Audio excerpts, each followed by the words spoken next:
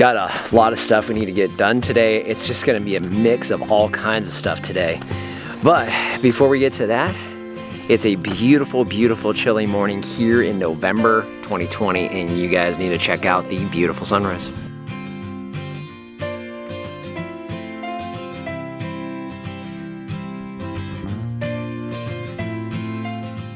Fall changes a few things for us. Obviously, we have livestock here on the farm, more of it at least, and that means we have a lot of other chores we need to get done, so I need to get to that. One of the biggest changes is irrigation. So we water once a day on the pasture, once a day on the beds, and basically once a week for all the trees. So that changes a bit. And then of course chores get additions with the broiler chickens and obviously with the pigs, and then we still have the layers. So I'm gonna go ahead and get to watering.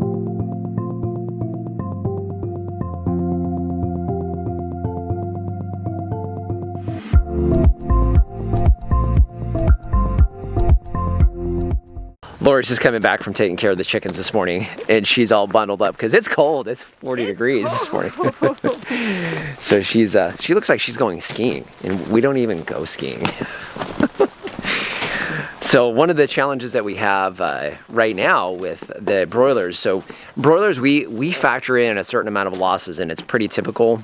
Very common to have, 10, 20, 30% losses with your broiler chickens.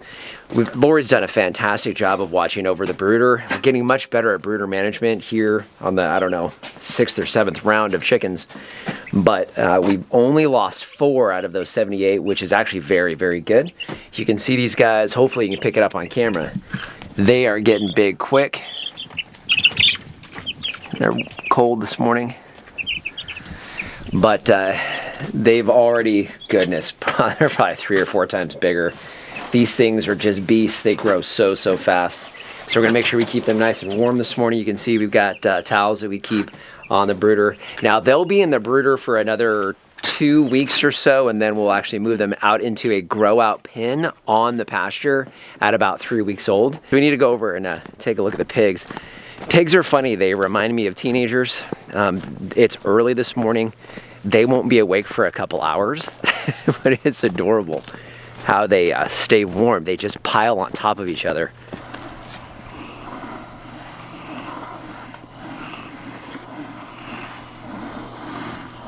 I don't know if you can hear them or not. They're all basically in there snoring. It's pretty cool. Anyhow, they're doing really good with their enclosure. We're doing a much better job of keeping the dust down. Got a little bit of rain at the beginning of this week, which definitely helped. There was way too much dust all around the farm. Obviously, we compost. We try to take anything that can stay on the farm that we bring in and keep it here on the farm. One of those things would be any carbon source that we can get for composting. And one of those for us would be this guy right here. So that is our bin from our paper shredder. Now you have to be careful what you put into it. So we don't put plastics. We're cautious with what types of paper we put in there because we want to make sure it's going to compost down really well. But it's a very good carbon source for your compost. So I'm going to go ahead and add it to this compost pile that you'll see down on the ground right there, and mix in those eggshells. And then of course that other larger compost bin, that's what we have mainly chicken manure in. That's composting down, that we're going to be using as a fertilizer source for the fruit trees.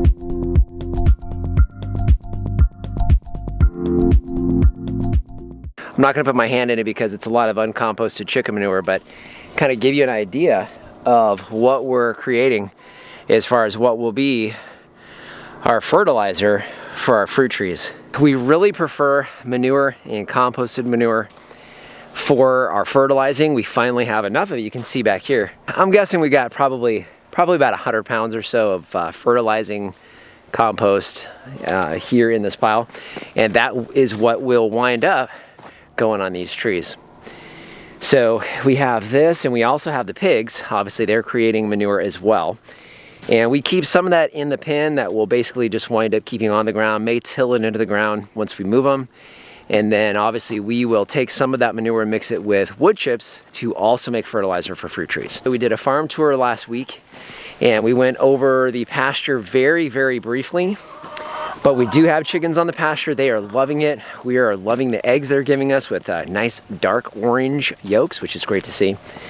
We're watering this now, but we are actually going to be doing sort of a detail on the pasture and where it stands today and how it's doing. You can see, looks pretty good. We've got two distinct areas, one very green and one a little less green on this side. We're going to talk a little bit about why that's the case, why I believe it's the case.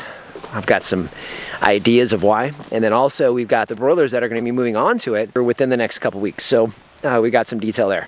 All right, Lori and I are going to try to warm up.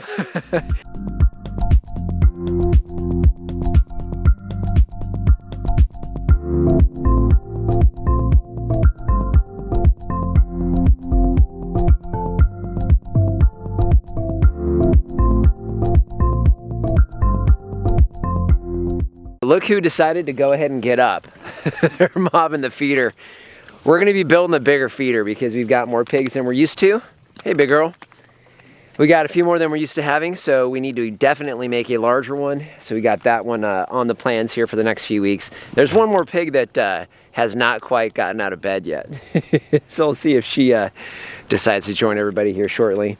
We're gonna let them go ahead and have some breakfast, and then they will promptly go back to sleep, just like a good teenager should. I don't know if you're gonna be able to make it out. I'll try to zoom in. I've got one of them staring at me, but we got some free range cattle that are out there kind of digging through the wood chips, which we don't mind at all. That is absolutely free fertility that we love to have. So I'm gonna see if I can zoom in a bit. Lori and I are gonna do something we've never done here on the farm, and that's actually take a break in the morning and enjoy the beautiful, beautiful sunrise.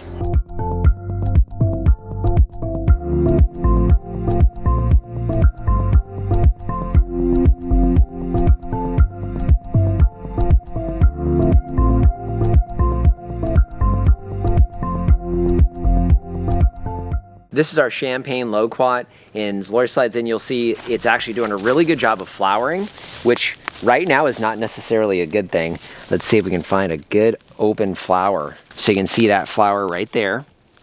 So now it's doing the best it can to go ahead and put on fruit for us, which would be fine and dandy, except for the fact that this tree needs to put down roots, and in order to do that, it needs a lot more leaves and branching to do that. So what I'm going to do is I'm going to go ahead and cut these, basically these kind of flowering pods off, so that way the tree can focus on branching and root development. So you can kind of see there's some new leaf growth right there. So what I'm going to do is go just above that and take it right off there. Mulch. So you can see now that's going to be able to just focus on leaves and branching.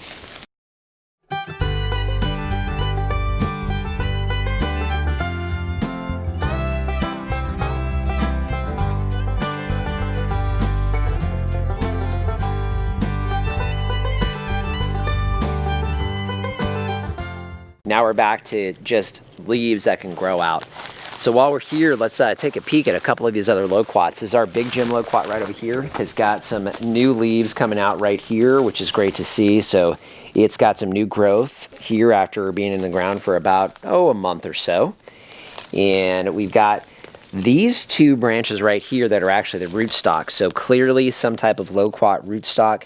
So it actually will give us fruit, and I'm not too concerned about letting that grow out for now, because we want to try to give, again, that rootstock as much ability to grow roots at this point.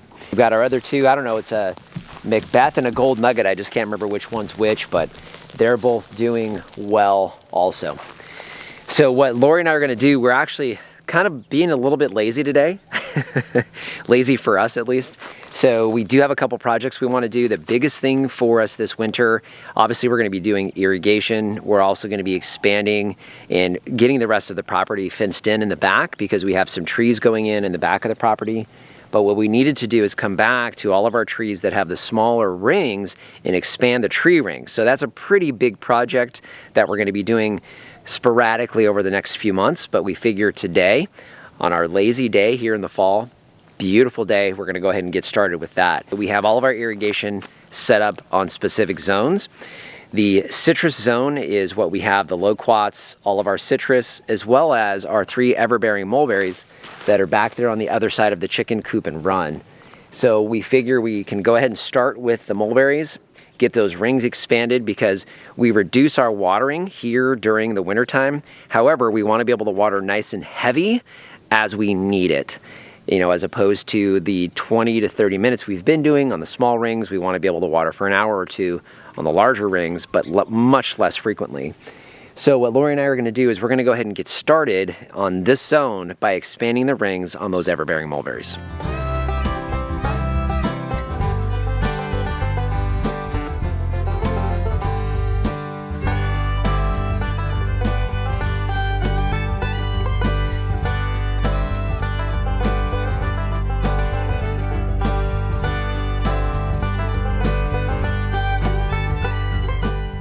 We talk a lot about the fact that when you're planting a tree, what you put in that hole doesn't really matter much. The most important thing is what you're doing with all the soil around it.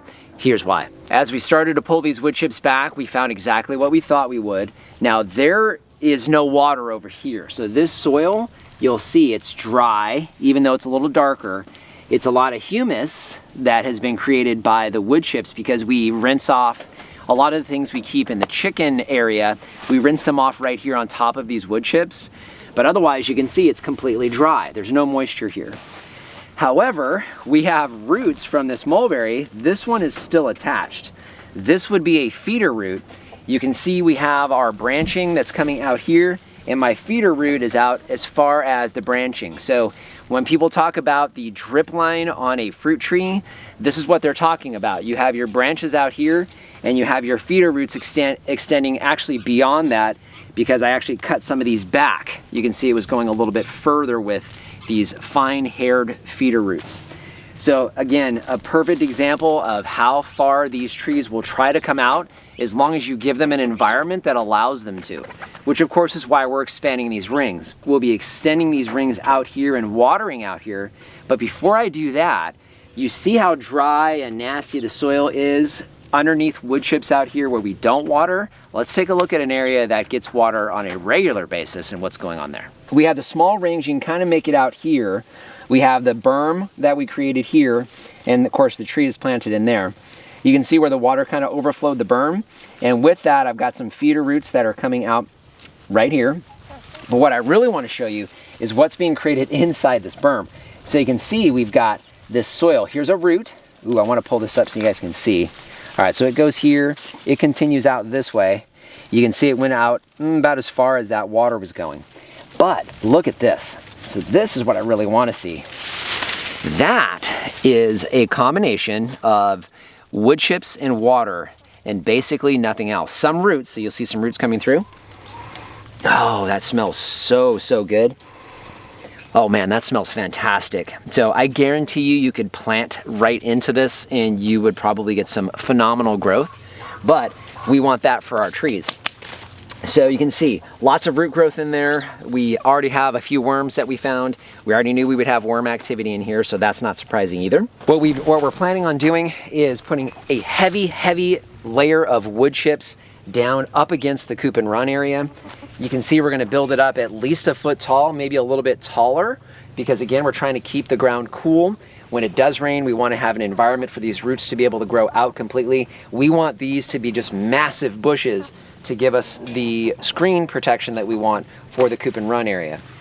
So now what we're going to do, you guys have seen us do this before, we're going to be creating a secondary berm, a larger area here, a berm and a swale, and a nice big ring so that we can actually start watering out here where you can see these roots are trying to grow into.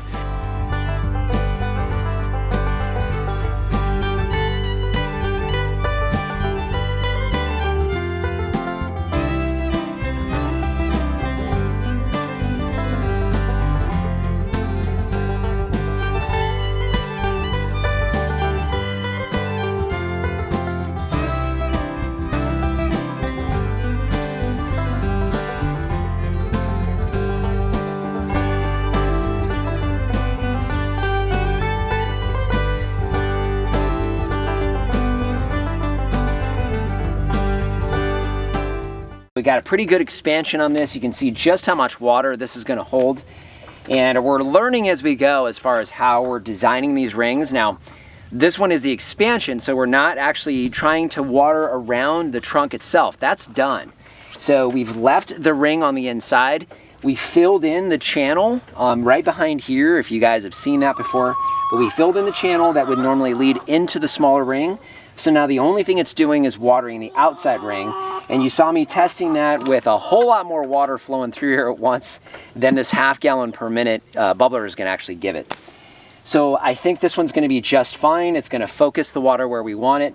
Remember, as we're talking about berms, as that fills with water, not only is it gonna be watering the inside of the ring, it's gonna also overflow to the outside of the berm and give water and hydration and moisture on the outside of the berm areas so that the tree can continue to expand out beyond this ring, which is exactly what we want. So we've got one down, we got a couple more to go.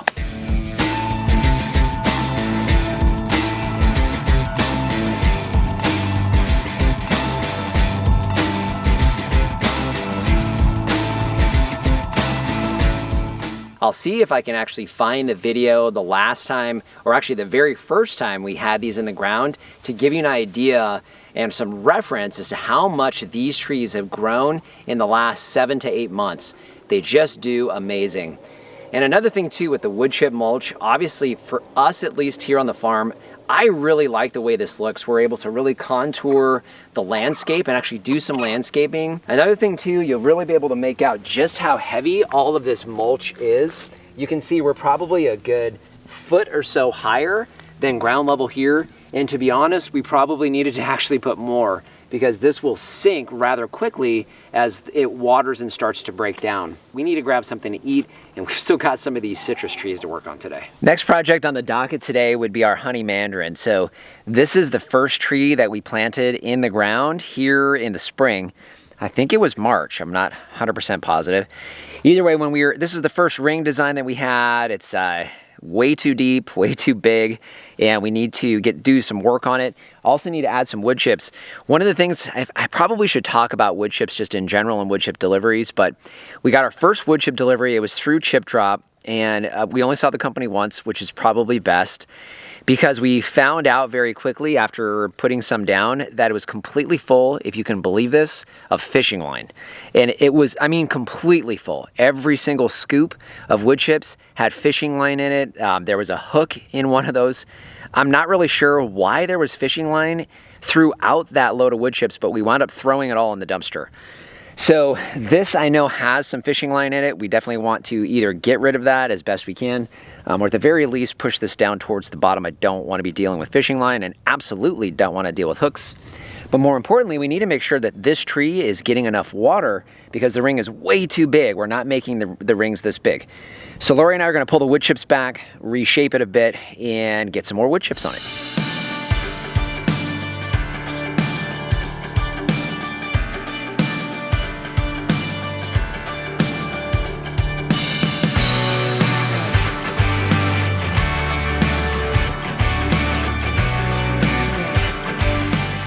Hopefully you can pick this up on camera, but that is the fishing line that we got out of here. There's actually a lot more in the trash can here, but fishing line and wood chips in Arizona, I don't get it. Anyways, so you can get an idea of this ring. It's just massive. It's way, way too deep and way too big for how we're irrigating all these trees.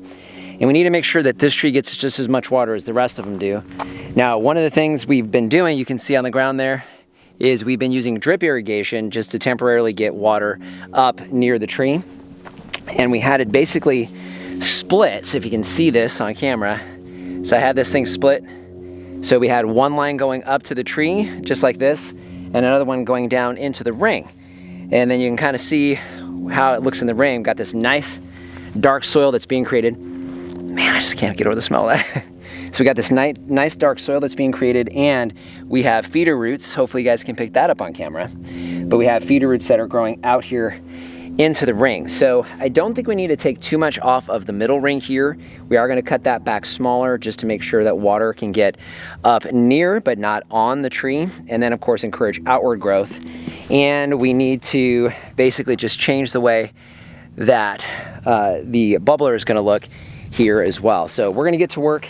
We'll come back to you once we get this thing kind of reconfigured. There's a better look at how that ring's gonna be now for this tree. Now, one of the things that we found pretty quickly, again, I know I'm just beating a dead horse here, but if you can hopefully see this, those would be feeder roots right here.